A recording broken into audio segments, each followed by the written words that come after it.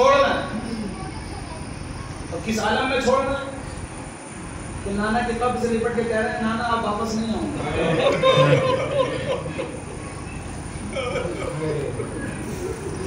आप सुबह से रो रहे हैं,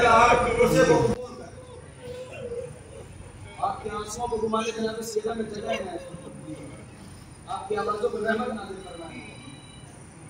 मैं अक्सर ये कहा करता हूँ कि खुसूसन इन अय्याम में इस बात का इंतजार ना किया कीजिए कि ज़ाकिर आपको बताएगा इस तारीख कौन सी। पहली मुहर्रम जा चुकी है, ये जो आप आंसू आ गए ना, ये भी बेमकसद नहीं है, इन आंसुओं का भी मकसद है। मकसद के लिए आज की बहुत बड़े अलीम आयतुल्लाह काज़िमी किफ़ाई बहुत जाकिर, बहुत बड़े जाकिर मसाला पढ़ते थे, मजलिस पढ़ते थे। एक दिन मजलिस पढ़ी, दाव कतार के लिए जारी किया, रोते रोते रोते रोते बेहोश हो।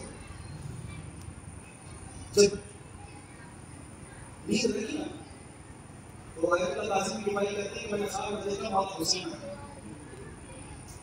कि मौला हुसैन का बदन मुबारक पूरा जख्मी है, बाथरूम के जख्म है,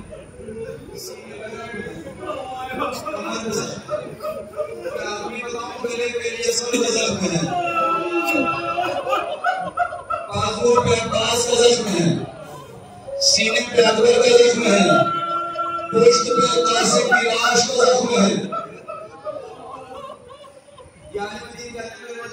मैं बुजुर्गों से माजरत करता हूँ, मेरे नौजवानों आप खुसूसन रोया करें, जब रोना आया करें सीने पे हाथ मार के हाय कहकर रोया करें, और ऐसे रोया करें कि जैसे बूढ़ी माँ के सामने जवान का लाशा हो।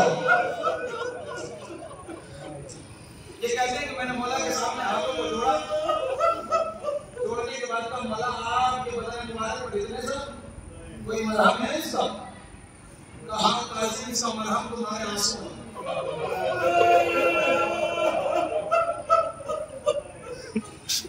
क्रिया किया करो। काज़ी ने दिखाई करने की मेरी आंख खुली और मैंने फिर रोना शुरू किया, रोते रोते रोते रोते रोते रोते मेरी आंखों से आंसू खुश हो गए, मेरी आंखों का पानी खत्म हो गया, मैं फिर बेहोश हुआ। मैंने फिर ख्वाब में मौला हुसैन को देखा, अब क्या देखा मौला के तमाम जख्म ठीक हो गए तो दो जख्म बाकी जो रो सकता है वो तो रोएगा, दो जख्म बाकी है। आपके तमाम जख्म ठीक हो गए, ये दो जख्म क्यों बाकी रह गए? काज़ी मेरी जख्मों को लेकर मैं रोज़े महशर अपने नाना के सामने जाऊंगा, बताऊंगा नाना तुम्हारी उम्र ने मुझे क्या याद दिया है, मेरे बेटे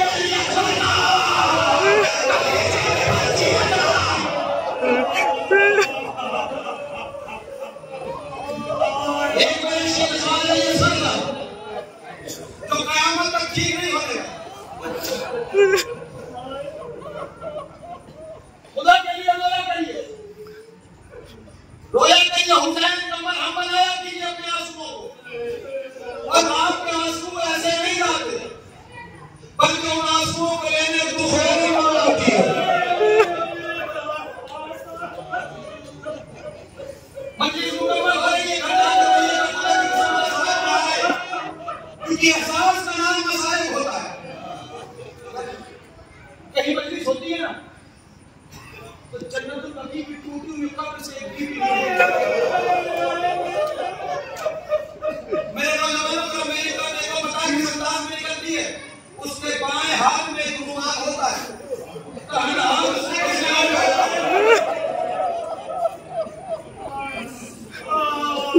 ये पता है दाहिना हाथ आपका तस्लीम में क्यों आया? मदीना है, मौला अली घर में तशरीफ लाए, शहजादी ने इरशाद फरमाया हुसैन मैंने सुना है मदीना वालों ने तुझे सलाम करना छोड़ दिया। मौला ने गिरा उतारी करके कहा फातिमा ये सलाम करना छोड़ देते अली बर्दाश्त कर लेता, लेकिन मैं सलाम भी करता हूँ तो सलाम नहीं देते।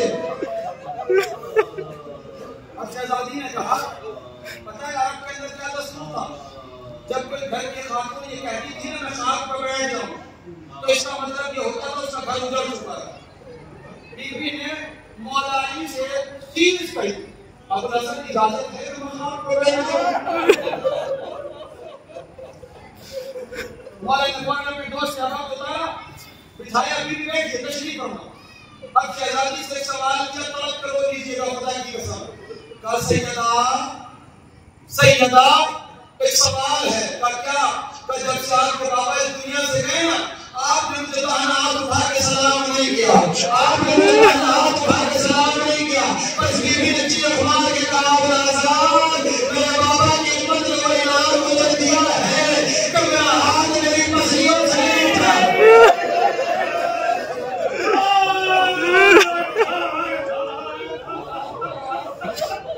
उस दिन में बीबी उठती है,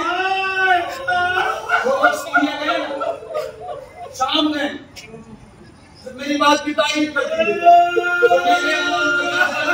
वो गलियां दिखाए कि जिन छोटी छोटी गलियों से हरम को गुजरा है।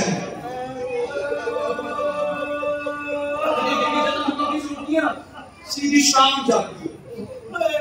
शाम जाने के बाद एक बीबी की कब्र पे आती, आने के बाद कहती है, बेटी उठ, तेरे भाई को रोने वाले जमा हो गए। तेरे भाई को रोने वाले मुकम्मल जमा हो गए। बीबी उठती है, जब चलने लगती है ना, शहजादी ज़ैनब कहती है, अम्मा इजाजत है कि भाई की निशानी को मिले दे। जिनकी यहाँ बेटियां हैं, अल्लाह ने मुझे भी बेटी से नवाजा है।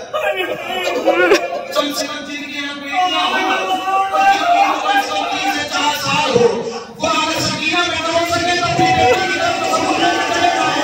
सकीना इतनी बड़ी होगी, आए तो ज़ैनब ने कहा, अम्मा क्या सकीना बड़ी है? तो शहजादी कहती है, हाँ बेटी चलो, बस नाम में दोनों देवी आती है। आने के बाद वो कैदखाना के जहां नबी को पता चलता था, निरान की तारीखी कायम होता था। वो 7 जीने बीबियां उतरती हैं, उतरने के बाद एक नंगी से कब्र पे पहुंचती हैं। शहजादी फरमाती है, सकीना उठो, तेरे बाबा के रोने वाले जमा हो गए, सकीना उठो। और एक बीबी कब्र से उठती है कि जिसके कानों से